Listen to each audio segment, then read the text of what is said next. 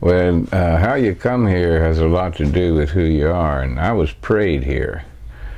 My mother liked to die giving birth to my older brother, and she waited 5 years, and she decided she had to have a child again, and the doctor told her, said, Louise, either you're going to die, the baby's going to die, or you're both going to die. Now, why do you insist on doing this? She says, because the Lord has told me. And, the doctor says, okay. So she prayed for the conception and prayed the whole time during the birth. And I had to be little. That was the whole thing. I had to be small because she was a little woman.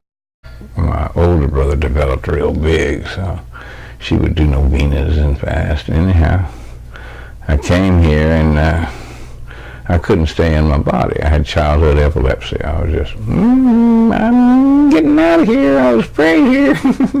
I'm going home. And my dad, who's the Cherokee,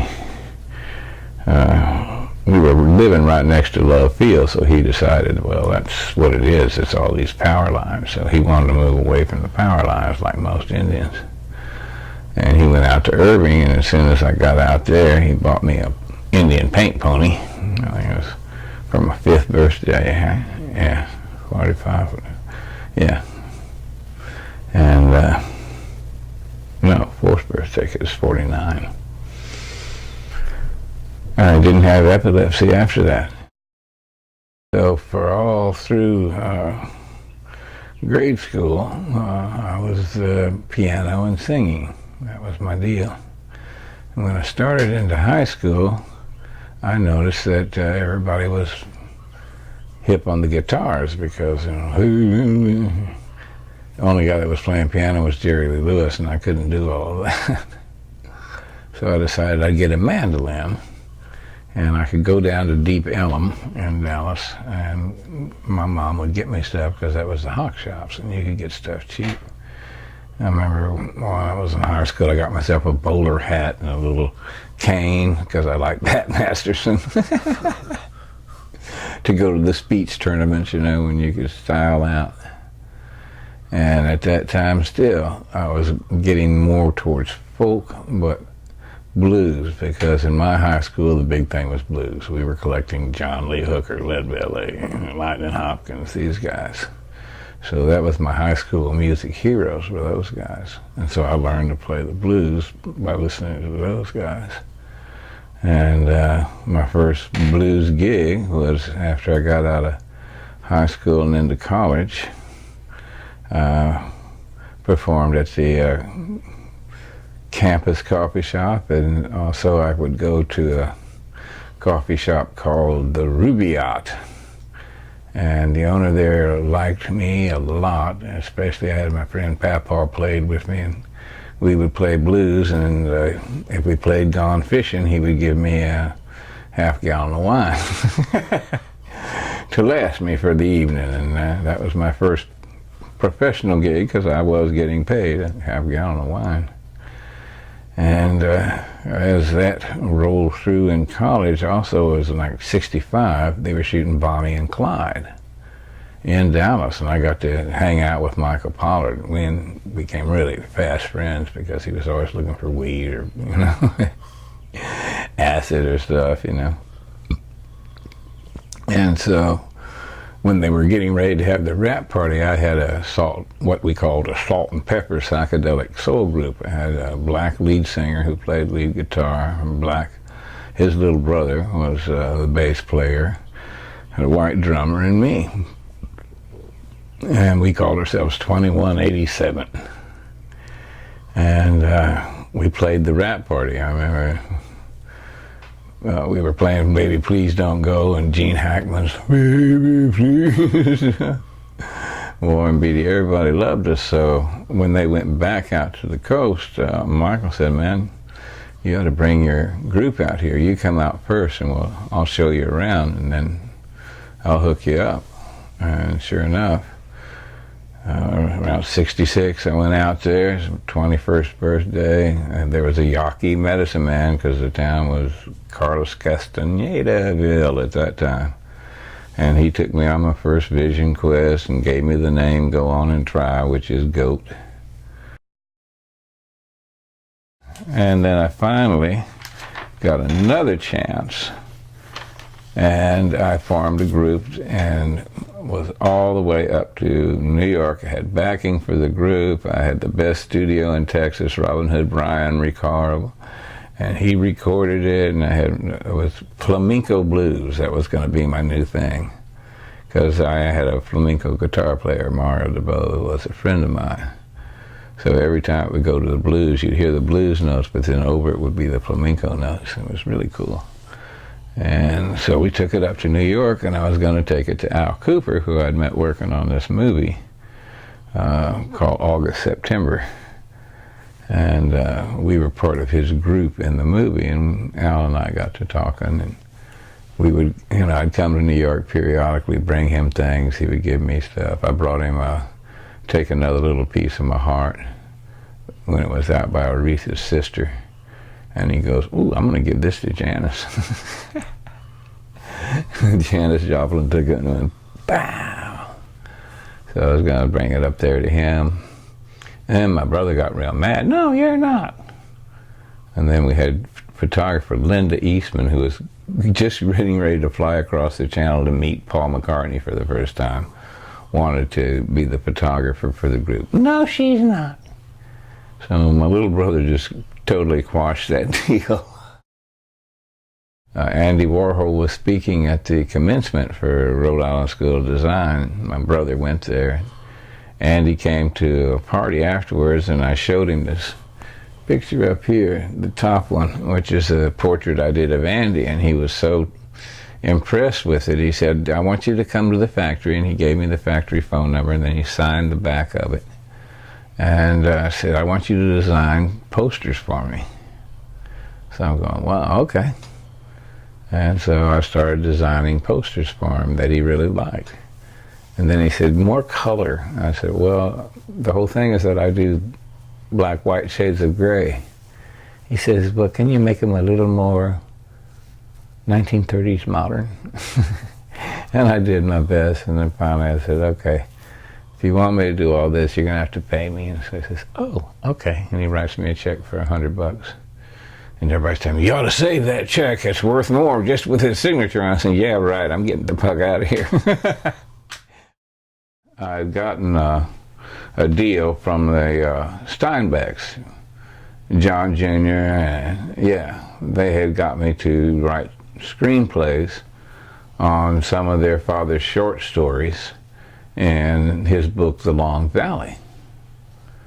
I said, okay. So they'd hire me to do that, and they had me do 3 screenplays. And we had the whole thing set up at HBO, right? And we were all ready to go when the stock market crashes. Well, all of their money was in stocks, so they took a hit. They couldn't continue on. And, HBO also took a hit, so they couldn't continue on, and there I was, boop.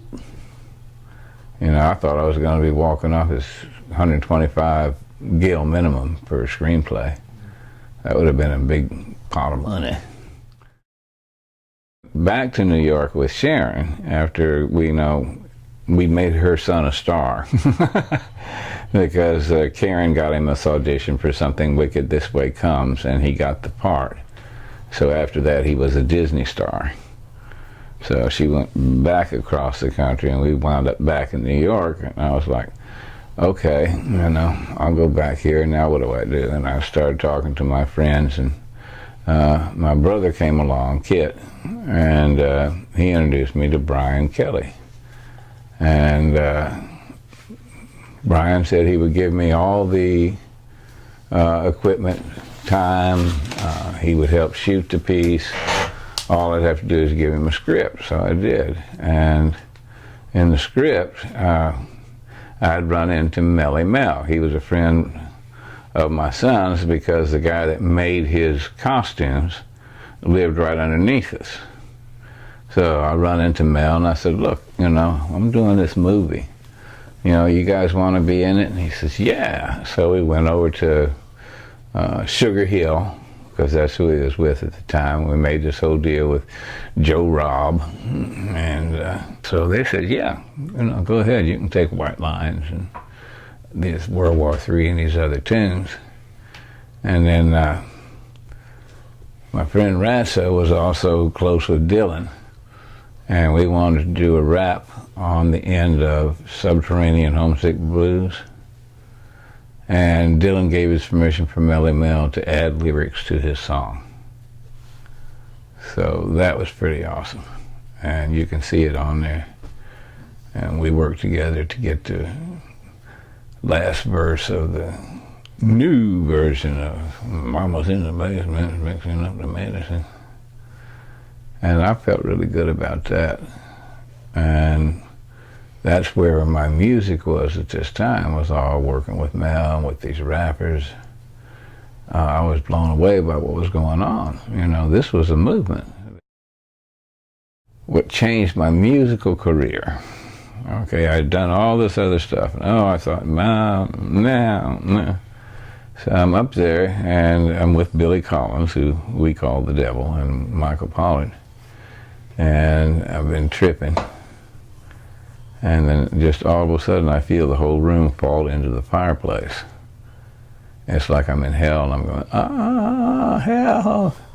And then the devil and God are arguing for my soul. And God finally says, okay, I'll give you 2 albums. The devil says, okay, 2 albums, deal. And then whoop, I'm back around here, and I'm going, uh-oh. I got to get out of town. And I went back, and that's when got into the whole country. I'm going country, God damn it. That other shit scares me. I couldn't listen to any other music except gospel.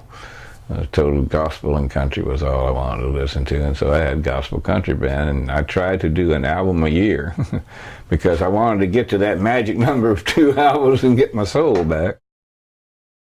I turned to country music, and that's when I was doing country blues. I was able to, because Rocky Hill, Dusty's brother, hooked me up with a gig at the Attic Window where we would open for Lightning Hopkins, and I had a nice little group. It had a 4-girl chorus. I had a trumpet player, I had a bass, and it was good, and brought the kids down and everything, and that's where Lightning Hopkins tipped his hat to me after I'd done some pretty awesome notes on the harmonica, backing him up while he was on piano. Highlight of my music career right there, because I was Mr. Blues, and then Mr. Blues himself takes his hat off to me. 92, I ran for president. 93, I was with Greenpeace, and I was doing healings down in Florida and playing music. And then 94, I came up here, and that's when it was. And at that time that I came here, I started having visions. And I had 2 very powerful visions that sort of laid out what I would do here. And I was very impressed by the Mardi Gras Indians. And I had friends that were leading ghost dance at the time, medicine men. And I said, these guys came about the same time, and they are under the same prescriptions, and every year they make a magic suit. I think these guys are ghost dancing in a way. And this is their way of doing it. I would like to get them an invitation to a ghost dance. And I mentioned this, and the Smiley Ricks left me a note at Snake and Jake saying, you need to call Tootie Montana, and this is his phone number. So I called Tootie, and I said, would you like an invitation to the ghost dance? And he said, it would have to be done public, and all the chiefs would have to be invited. I said, oh, okay. So I went back to my friends up there, and I said, can y'all do ceremony? They're ready to do ceremony. And he said, well, I'm going to pray on it. So he did fast and pray for 4 days. And the end of it, he was watching. See, they laid tobacco out in the 4 directions, white, yellow, black, and red. And he was watching them, and they stood up. The tobacco stood up and began to dance around in a circle. And he was like, wow. And then he feels this old man tapping him on the arm here and offering him the pipe. And he goes, oh man, look, the tobacco's dancing. And then he realizes the old man is also part of the vision. And that's when he knew it was okay to bring the pipe to share with all colors. And we came down here and we had it set up. Originally, the natives of the area were really angry at me for having pipe with black people, because it had been a thing here for so long. They even called the Indians black. They wouldn't list them as Indians, and they called them Sabines, and they were mean to them. My friend Greyhawk was beaten up by these assholes because he was Sabine. He went back and took each one of them down one at a time, but it was ugly, and I didn't understand that when I came in. I just knew from my visions that I had to do this. And we went ahead and we did the ceremony, and we shared the pipe with God. Hundreds of people that day, because everybody from everywhere showed up. Every other face showed up. Congo Square. We did the ceremony in what they call the Poets' Grove now, because we do ceremony on the earth and under the sky, not on rocks. So it's a pretty amazing ceremony. And the next day it was announced the white buffalo was born. Willie Nelson was coming to town for Farm Aid. I think it's 7. I've still got the cup over there. And got a hold of Willie, and Willie Nelson, we went to the city council to get White Buffalo Day declared, and with Willie behind me, they agreed. And I wrote the proclamation up, and they were going to deliver the proclamation at Farm Aid. Please don't take my sunshine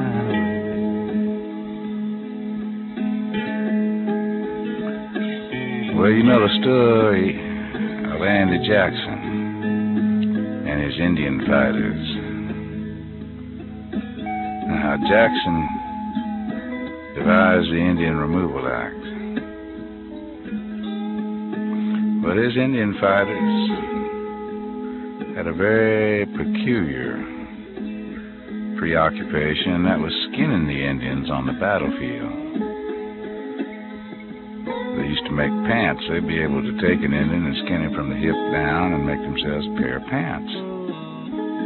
Or they'd turn him over, tart 2 strips, from his neck all the way down to his heel, and that'd be reins for their bridle.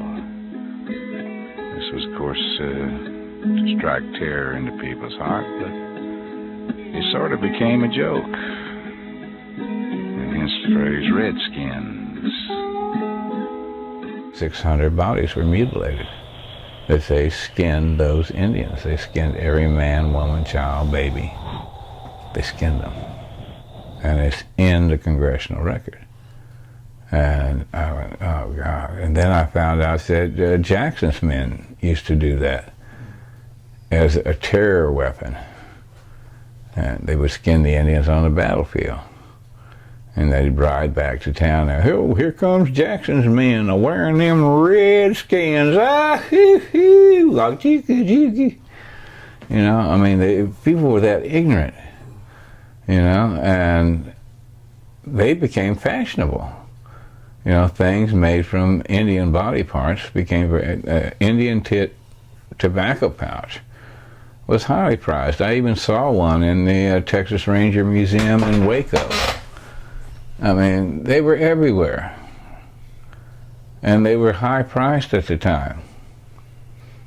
So, that's why I wrote the song after doing that, and I combined it with my mom's favorite song, You Are My Sunshine.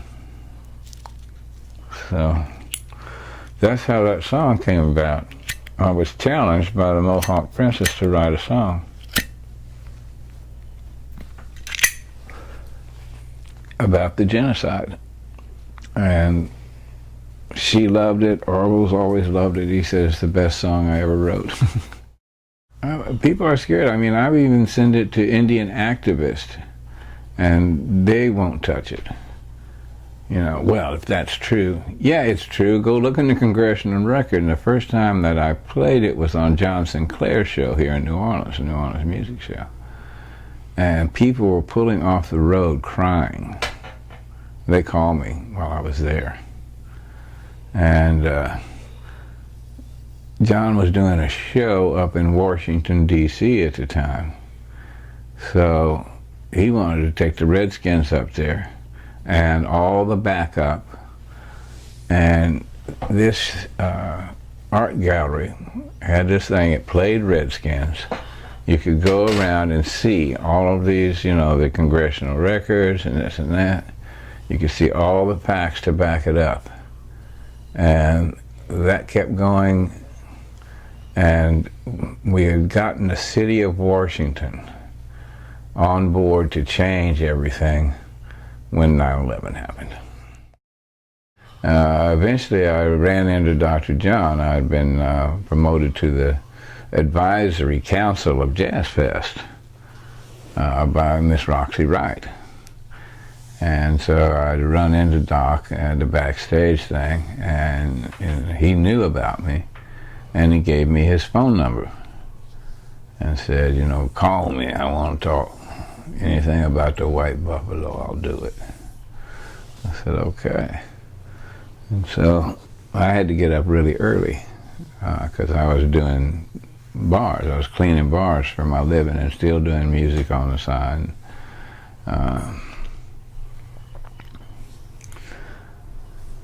I'd call him in the morning, and I'd leave him some kind of words, you know, whatever. And Doc,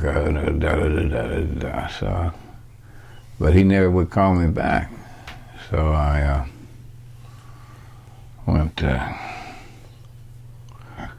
saw him again. I think he was playing Tipitina's, and he said, why you stop giving me them words?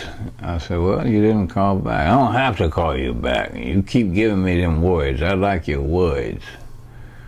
And so, like, after that, I left a thing about there that became We Ain't Gonna Lose No More Without a Fight. And it's on the Voice of the Wetlands album. And Doc and Cyril and I put that together. I wrote the lyrics, and I had all these lyrics. And I was working on the last one, and Doc said, give me a lyric on the last. And so I had this real lengthy lyric, you know, kind of Bob Dylan style. And Doc looked at it and, all right, all I need is this and this. You can take the rest of this and wipe your ass with it. Because that president gave his word, ain't nothing more been heard. Saving the wetlands in Iraq, I want my goddamn money back. Yeah, we ain't gonna lose no more without a fight. And he called me up right after I got to Austin, and he said, you got any words for me? I said, this is all I got so far. It's like, brother, let me just say this before we go much further. She didn't die a natural death. New Orleans was murdered. All right, I like that. And so he would open every show after that. As my friend Reverend Goat Carson said, New Orleans didn't die a natural death. New Orleans was murdered. Well, he was on the road, and so I got a hold of my friend Jude Johnstone, who's an incredible singer-songwriter. And she had a studio in her house, and we started working on the tune together. And, you know, she said, okay, I got enough. So she came back, the bodies were still on the streets of New Orleans. They hadn't picked the bodies up yet. And we had the song on a disc, and Maury Povich was up there interviewing Kinky because he was running for governor.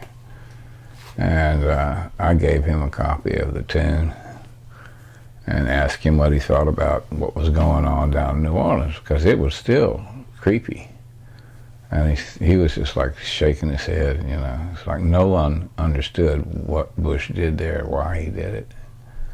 You know, it was just flabbergasted everybody.